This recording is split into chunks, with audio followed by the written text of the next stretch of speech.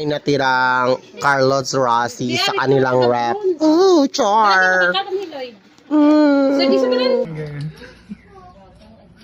So, kailangan natin inumin to kasi sayang din. So, I think anong oras ba ngayon? Alas 2, 2:30, inom na tayo, guys. Sana mag tayong sumuka.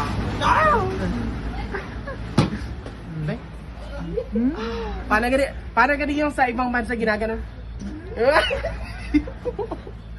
So, okay. Tikman natin ang lasa ng Carlos Rossi. Carlo? Carlo Rossi. I'm so sorry. I-try natin siya sa yung lasa ng rep nila ni Soy.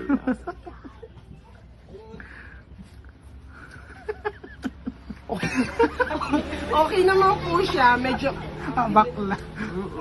grapes po ba?